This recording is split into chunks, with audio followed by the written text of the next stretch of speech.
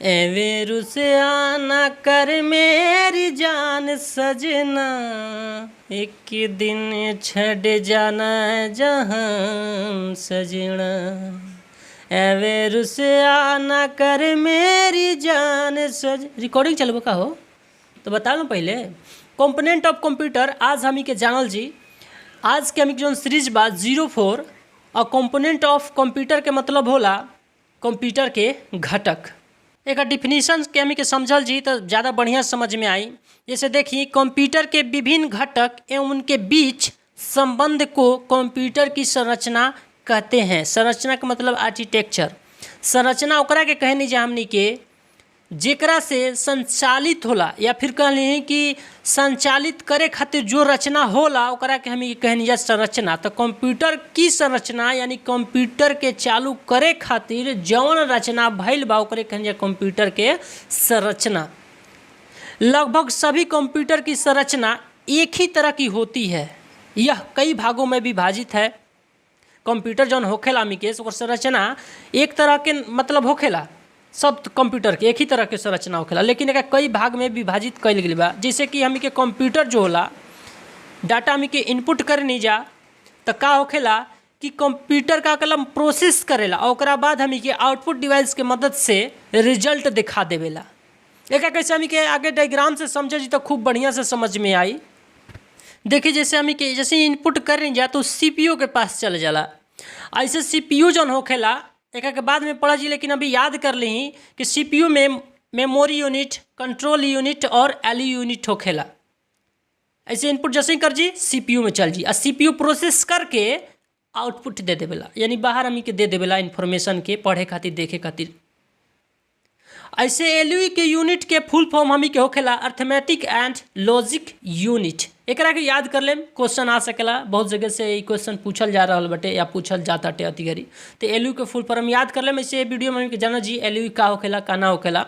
चलिए जा आगे देख लेबे का हमी के इनपुट के बारे में हमी के जान लेगा कि इनपुट कर जी प्रोसेस होई फिर आउटपुट होई ना। तो इनपुट जान लेगा कि इनपुट कैसे कैसे हमी कंप्यूटर में करल जी। तो देखिए यहाँ डिफिनीशन बाटे कुछ एक बारे में इनपुट के बारे में। इनपुट यूनिट यूजर, यूजर कहनी जा हमी के अपना आपके खुद के कहनी जा। यूजर यानी कि हम लोग और कंप्यूटर के बीच संबंध बनाने का काम करता है। सही बात बा। इनपुट करन जा हमी के प्रोसेस होखेला बाहर निकलेला तो का संबंधे ना स्थापित हो रहा कंप्यूटर और हमारा बीच में। इस यूनिट के मदद से हम लोग कंप्यूटर को डाटा देने का काम करते हैं। हमी के ये यूनिट से इनपुट यूनिट से हमी के डाटा देने जा कंप्यूटर के प्रोसेस करे खातिर। तो वो का हो सकेला इनपुट यूनिट। जैसे हमी कह सकते जा कीबोर्ड, फिर माउस कह सकते जा, स्कैनर, जॉयस्टिक, ट्रैक बॉल और लाइट पेन। इकनी के सबन के बारे में जानल जी, चाहे वो कीबोर्ड हो, माउस हो, स्कैनर हो, जॉयस्टिक हो, ट्रैक बॉल हो, लाइट पेन हो। इस सबन के बारे में हमनी के आगे के वीडियो में आगे के सीरीज में समझल जी, बहुत डीपली समझल जी। ऐसे अभी खातिर हुआ एकरा के याद कर ली काशी काम आई। हमी जैसे इनपुट करे नहीं जा तो आगे हमी के का होखेला प्रोसेस काम होला। तो प्रोसेस सीपीयू करला ना तो हमी के सीपीयू के बारे में चली जा जान लेका। सीपीयू के फुल फॉर्म ऐसे होखेला हमी के सेंट्रल प्रोसेसिंग यूनिट। सीपीयू को कंप्यूटर का दिमाग कहा जाता है। एकर मतलब ही बाटे कि सीपीयू जौन होखेला कंप्यूटर के दिमाग होखेला, यानी पढ़े लिखे वाला काम करेला, पढ़गितिया वाला काम करला सारा। और सीपीयू सभी प्रकार के डाटा को प्रोसेस करने का काम करता है। यानी सीपीयू का करला कि सब काम के प्रोसेस करेला। दिमाग बाबा ये तो प्रोसेस यही ना करी, कंप्यूटर के अंदर होने वाले सभी कामों को पूरा करता है। जाहिर सी बात बाटे कंप्यूटर दिमाग बाटे तो जो भी कामों के अंदर के यही करे वाला बाटे यही करी इकलौता बा।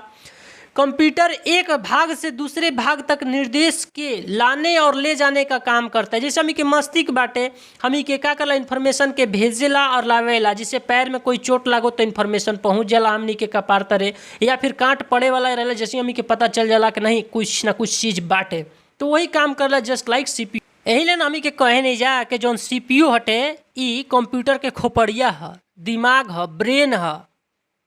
ऐसे आगे हमी के समझ लेका कंप्यूटर के सभी पार्ट को कंट्रोल करता है। कौन करेला? सीपीयू करेला कंट्रोल। इसके अंदर 3 भाग होता है। कंप्यूटर का अंदर 3 गो भाग होला। मेमोरी यूनिट, कंट्रोल यूनिट और एलयू यूनिट। ये हमें के पीछे के वीडियो में हमें समझ लें जा अभी तुरंत कि मेमोरी यूनिट और कंट्रोल यूनिट और एलयू यूनिट होला सीपीयू के अंदर। अब हमें के एक एक करके इकनी के जान ले का चीज़ हटे। मेमोरी यूनिट के समझ ले का एक कुछ बात शर्त, मेमोरी यूनिट को स्टोरेज यूनिट भी कहा जाता है या बोला जाता है।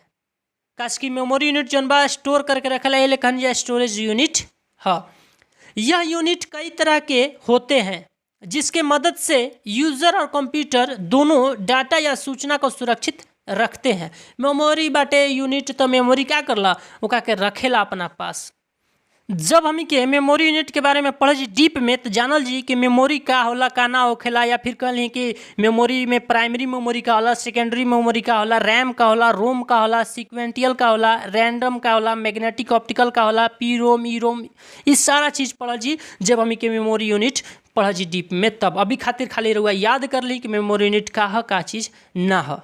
देखिए अब कंट्रोल यूनिट समझ लेगा कि कंट्रोल यूनिट का चीज़ होला। तो कंट्रोल यूनिट सीपीयू यानी सेंट्रल प्रोसेसिंग यूनिट की एक महत्वपूर्ण इकाई होता है जो कंप्यूटर के सारे कंपोनेंट को नियंत्रित करने का काम करता है ताकि कंप्यूटर में लगे एलयू यानी अर्थमेटिक लॉजिक यूनिट काम करे। यानी कि जौन बाटे कंट्रोल यूनिट के चलते ही एलयू काम करेला। तो अब एलयू के समझ लेगा कि एलयू जौन चीज़ बाटे एलयू ही का चीज़ बाटे हमनी के। तो जैसे एलयू का पूरा नाम अर्थमेटिक एंड लॉजिक यूनिट होता है।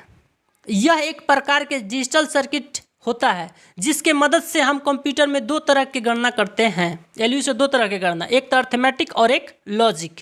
तो अर्थमेटिक में भी जाना जी कि अर्थमेटिक यानी अंक गणितीय के रूप में जब हम जोड़, घटाव, गुना, भाग, गणित से संबंधित कोई काम करते हैं तो कंप्यूटर का अर्थमेटिक यूनिट काम करता है। जैसे हम गुणा, भागा, जोड़, घटाव काम कर जी ना तो वो काम करला अर्थमेटिक पर। लॉजिक यूनिट यानी कि तर्क के रूप में जब हमें किसी प्रकार के तुलना करना हो, मिलान करना हो, चयन करना हो या दो से अधिक डाटा को आपस में मर्ज करना हो तो कंप्यूटर का लॉजिक यूनिट काम करता है। रउआ समझ गए हम का लॉजिक यूनिट कब काम करला, जब लॉजिक लगाइम तब। अर्थमेटिक कब काम करला, जब अर्थमेटिक वाला काम करम तब। जोड़, घटाव, गुणा, भाग वाला काम करम तब काम करेला। हमनी के लास्ट में जौन काम होखेला उ होखेला आउटपुट यूनिट के काम कि बाहर निकालना, प्रदर्शित करेला।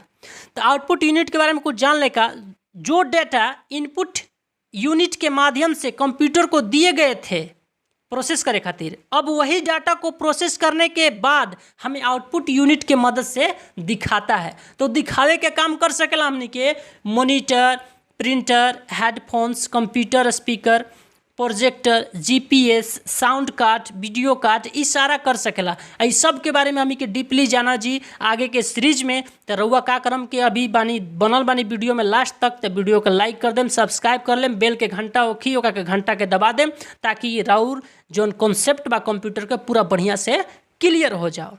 तब तक के आज की वीडियो यही तक रहल हमी के। तब तक खातिर bye bye, tata and take care.